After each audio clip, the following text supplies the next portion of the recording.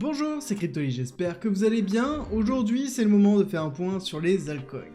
Et oui, on va passer en revue 7 altcoins pour voir où on en est exactement et on va commencer par faire un état des lieux sur la situation de la alt season ou pas et ce qui est en train de se passer au niveau des liquidités sur les altcoins. Pour ceux qui ne me connaissent pas, je suis Cryptoly, entrepreneur et investisseur crypto et on va commencer par analyser le Total Market 3. Pour rappel, c'est l'ensemble des crypto-monnaies dans lesquelles on exclut BTC et Ethereum. Globalement, ça nous donne l'ensemble ici des altcoins. Dessus, nous sommes bien en train de travailler toujours ce support important. La semaine dernière, on a poussé assez fort, mais on a ravalé quand même quasiment la moitié de la bougie. Donc, c'est-à-dire qu'on a une volonté de ravalement quand même relativement forte. On pourrait très bien aller retester encore une fois ce support dans les 545, 540, voire même pourquoi pas un petit peu plus bas. On sait très bien qu'on va avoir beaucoup de volatilité cette semaine. On rappelle que nous avons mercredi 18 septembre Jérôme Powell qui s'exprime.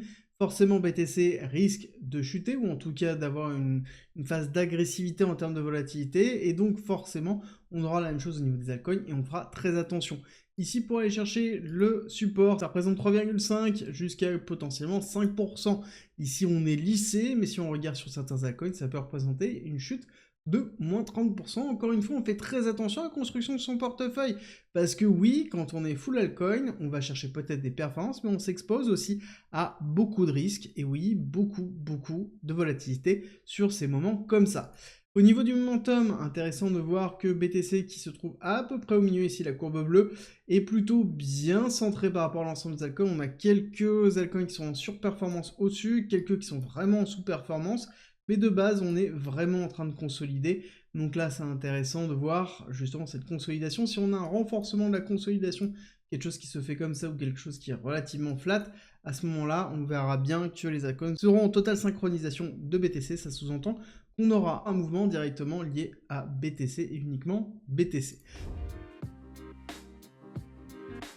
Dans les altcoins, on commence par OneInch. OneInch, je rappelle que c'est un protocole de finance décentralisée, de la DeFi, même un des leaders dessus. Peut-être vous avez déjà reconnu OneInch, vous avez déjà fait peut-être des swaps dessus, une technologie qui est plutôt très intéressante. C'est un agrégateur donc, qui permet de faire des échanges en choisissant la route la plus optimisée pour limiter les frais. Plutôt intéressant. On voit aussi que techniquement, on a eu la phase de distribution, d'accumulation et la phase d'expiration ici dans lequel on est allé chercher toutes les liquidités sur une mèche qui est un peu anormale par rapport aux différents lancements et aux pools de liquidités qu'on a pu avoir. Et ensuite, on a entraîné dans une seconde phase d'accumulation qui a duré durant tout le bear market, qui a été relativement longue. Hein. Quand on regarde, on se retrouve dans une nouvelle phase d'accumulation.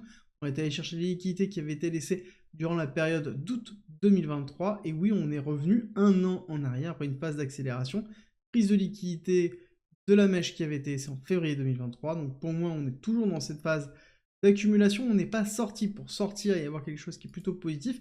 Il va falloir sortir par le haut, consolider dessus et idéalement, minimum, aller chercher ici les 0,435 pour se dire qu'on aura une validation avant de potentiellement faire un retest et repartir. Tant qu'on n'a pas d'inversion de tendance, on est tout simplement dans cette phase d'accumulation qui est plutôt long terme. Globalement, on oscille entre les 0,22 jusqu'à ici les 0,70 et on patiente. Et oui, on n'oublie pas que c'est le cas, l'investissement sur les altcoins. On a beaucoup de jeux de patience. OneInch, c'est 356 millions de dollars en market cap dilué, ce qui est assez peu de ce côté-là. Et on a quasiment terminé toute la libération de tokens. Donc on est dans quelque chose qui est à peu près cohérent. Au niveau de la circulation, il nous reste encore un petit peu, mais de base, on n'a plus trop de pression baissière.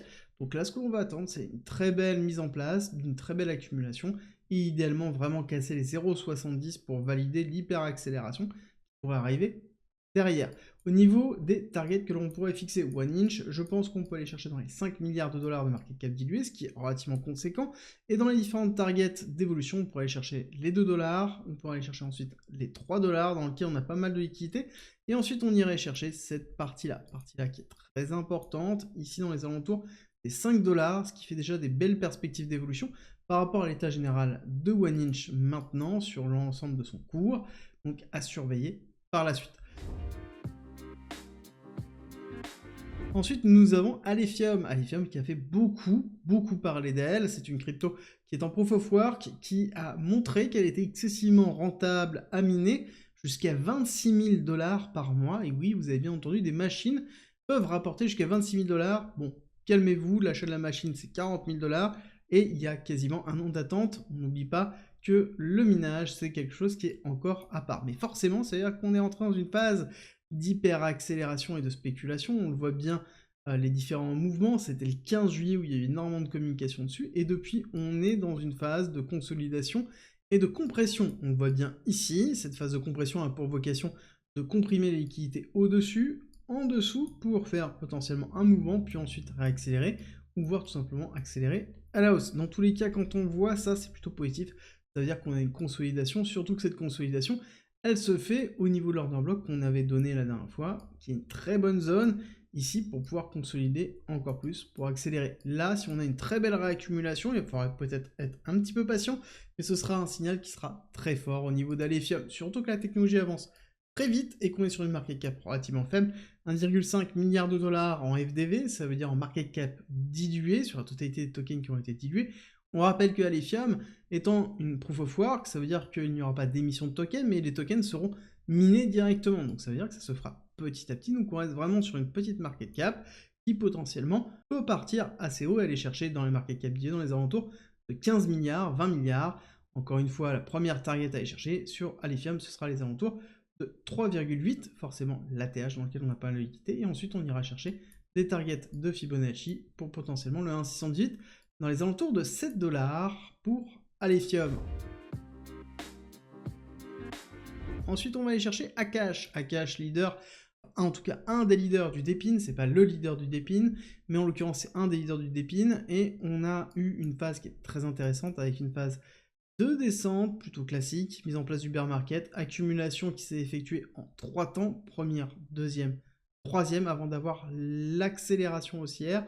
Avec le retest, en plus, ça a été vraiment très propre, on voit très bien l'accélération, le retest de la grosse accumulation ici, pour repartir à la hausse, vraiment très très propre, et on voit qu'au niveau d'Alephium, on est en train d'aller retester ici les 786, on est entre 618 et 786, du retracement de Fibonacci, zone plutôt classique de rechargement, et on est en train doucement sur le 786 d'aller retester la zone ici dans laquelle on a retesté en décembre 2023, qui sera une zone aussi tout à fait parfaite pour pouvoir réaccumuler et repartir. La seule problématique de Akash et de AKT, c'est qu'elle fait partie du Cosmos Hub, et on sait très bien que le Cosmos Hub a encore un petit peu des difficultés, et on va être forcément tributaire de l'évolution du Cosmos Hub pour l'accessibilité du token AKT, et même l'image générale.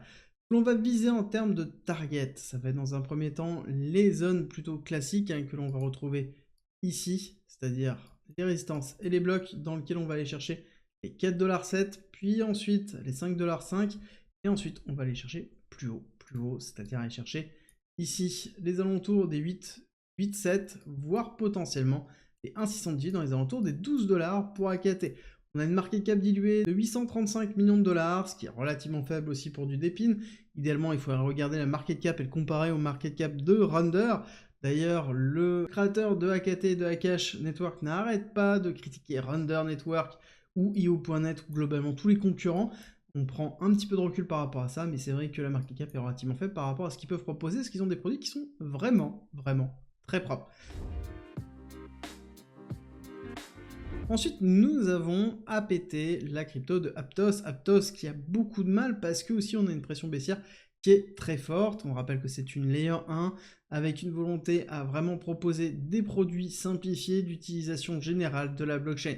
On est derrière dans une phase de réaccumulation, encore une fois, phase d'accumulation qui a duré longtemps, et même on pourrait même considérer que cette zone-là est un range géant, dans lequel on pourra avoir le bas de range dans les alentours de 4,15 $ et le haut de range dans les alentours de 21 $. En tout cas, ce qui est sûr, c'est qu'on est encore une fois dans une zone de réaccumulation ici. Cette zone de réaccumulation est excessivement identique à celle qui se trouvait dans les alentours de juillet 2023, avant d'avoir une phase d'hyper-accélération, ce que l'on va attendre principalement sur Aptos pour aller chercher plus haut. Là-dessus, ça va être chercher dans un premier temps les alentours des 20 $ pour le haut de range, et ensuite les targets que l'on pourra avoir dans une phase d'accélération de bull run, ce serait certainement le 1,618 d'extension de Fibonacci, dans les alentours de 32 $, et quand on regarde la market cap diluée de Aptos, on voit qu'on est dans les alentours de 6 milliards de dollars, ce qui est quand même conséquent, mais qui est en même temps cohérent par rapport à ce que peut proposer Aptos en termes d'écosystème et en termes de TVL, Total Value Lock, c'est l'argent qui est bloqué sur Aptos. 6 milliards de dollars, on pourrait donc y aller chercher dans les alentours de 30-40 milliards de dollars de market cap dilué en phase d'expansion et en phase de bull run. Encore une fois, on n'oublie pas qu'on est tributaire 1 du bull run, 2 des liquidités et 3 de la alt season, voir si oui ou non on a bien une alt season sur ce cycle.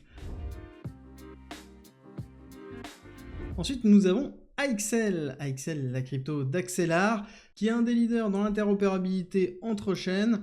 Il propose vraiment des services sur la gestion des liquidités multi-chain. Ça veut dire quoi? Ça veut dire que globalement, je ne me pose plus trop de questions.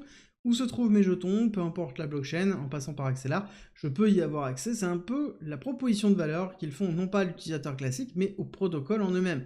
Et ce qui est intéressant de voir, c'est que techniquement, on a eu quelque chose qui est vraiment très propre. Zone d'accumulation, accélération aussi dans lequel on a pris les liquidités. On est allé retester ici cette résistance qui est devenue support. Hyper accélération avec un top qui a été effectué à 2,6. Pour ensuite retester encore une fois la zone de résistance qui se trouve ici qui est devenue support. On a cassé assez facilement pour se retourner dans la zone d'accumulation que l'on connaît partie là dans les alentours de 0,45, on peut aller chercher un petit peu plus bas, aller chercher potentiellement les 0,30, encore une fois aller retester cette partie basse ici. Axelar qui a connu beaucoup d'engouement et qui est toujours en train d'avoir de l'engouement, juste on est toujours en phase de dilution et ça va se calmer, plus on va se diriger, on va avoir une émission de token, une pression baissière qui va diminuer et qui serait parfait pour avoir une très belle accumulation, chose qu'on commence potentiellement à voir ici, il faudra avoir quelque chose comme ça pour pouvoir repartir à la hausse, avoir bien un changement de tendance pour repartir, ce qui serait plutôt classique. Ici, on irait chercher quoi comme target? Ça, c'est très intéressant, on irait chercher la target 1,618 dans les alentours de 3 dans les alentours de 3 $ et 1,618 dans les alentours de 4 $, ce qui ferait une très belle évolution pour Axelar. Axelar qui est actuellement à 532 millions de dollars de market cap dilué, donc on peut aller chercher quand même beaucoup plus haut pour un protocole qui est majoritairement utilisé dans la notion d'interopérabilité des liquidités qui remplace déjà beaucoup de gestion de bridge. D'ailleurs, je vous rappelle que les cryptos que je suis en train d'analyser, ce sont celles que vous m'avez proposées, donc n'hésitez pas en commentaire directement à noter celles que vous souhaitez que j'analyse. J'en sélectionnerai quelques-unes pour la semaine prochaine. Ensuite, nous avons NIR, la crypto de NIR Protocol. NIR Protocol qui est une blockchain de layer 1. Historiquement, ils étaient plus de layer 0 avec une volonté d'être une base réelle pour construire d'autres blockchains dessus avec une interopérabilité native. Ils ont changé leur façon de faire en se présentant vraiment comme une layer 1, voire après comme une blockchain operating system, un petit peu le Windows des blockchains. Et là, ils sont en train de rentrer dans l'hyper simplification, c'est-à-dire donner l'accessibilité à l'ensemble des blockchains très facilement. Et ils sont en train de mettre 2-3 éléments d'intelligence artificielle dedans, ce qui est en même temps logique, étant avec NIR Protocol a quand même un passif et une liaison très forte par son cofondateur autour de l'intelligence artificielle, et il ne faut pas l'oublier, ça va être vraiment à surveiller.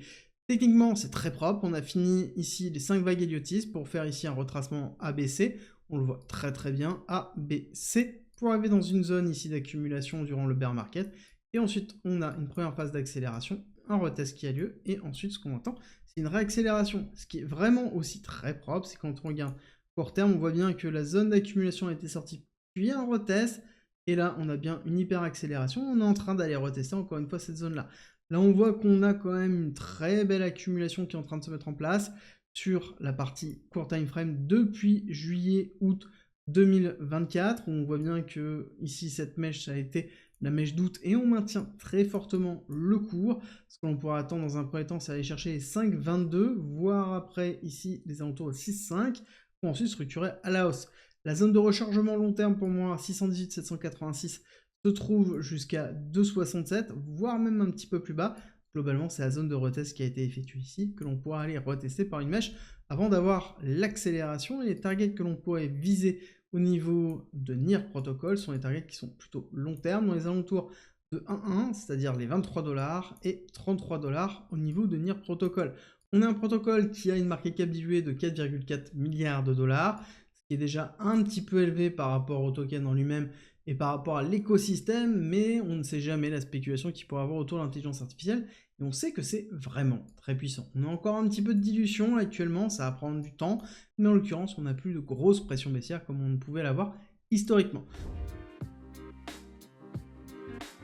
On terminera par Phil, la crypto de Filecoin, qui est la représentation du stockage décentralisé d'informations. Et oui, c'est un des protocoles qui était vraiment très intéressant de ce côté-là et qui avait lancé toute la réflexion autour du DePIN, c'est-à-dire l'infrastructure décentralisée à travers un stockage. Et ce qui est vraiment très intéressant au niveau de Phil, c'est qu'on est vraiment dans une hyper accumulation ici que l'on retrouve depuis juin 2022. On n'est pas sorti de cette accumulation, on n'a pas cassé par le haut, on a une zone qui est très importante dans les alentours des 11,5 $, mais ce n'est pas suffisant pour avoir Filecoin qui repart à la hausse. Il va falloir casser ici les 12 $, consolider au-dessus, pour ensuite essayer d'attaquer les 17. 17 qui va être une zone très très importante, ici grosse résistance. Il va falloir casser ensuite les 20 $, consolider au-dessus, pour se dire qu'on peut repartir à la hausse. Filecoin qui est très utilisé, oui, mais en l'occurrence, son token n'a pas forcément une utilité très très forte, c'est peut-être un des défauts du protocole en lui-même. On a ici un token qui est dans les alentours de 3,4 $, on peut aller chercher un petit peu plus haut pour aller retester ici 2,3 $, et on pourrait aller chercher déjà à minima le haut du range, voire peut-être plus haut, mais encore une fois, il va falloir voir l'utilisation qu'on aura de Filecoin d'ordre général et surtout l'engouement pour le projet qui a déjà vécu plusieurs cycles et donc forcément qui va avoir beaucoup de mal à convaincre et qui n'a pas forcément un gros marketing et qui s'efface un petit peu par rapport à d'autres projets d'Epin qui sont plus tournés sur une vision globale ou de puissance de calcul comme on pourrait le retrouver sur ANKR, Flux ou encore Render. J'espère que cette vidéo vous a plu, si c'est le cas, n'oubliez pas, likez, partagez et abonnez-vous et on se retrouve très vite pour une nouvelle vidéo.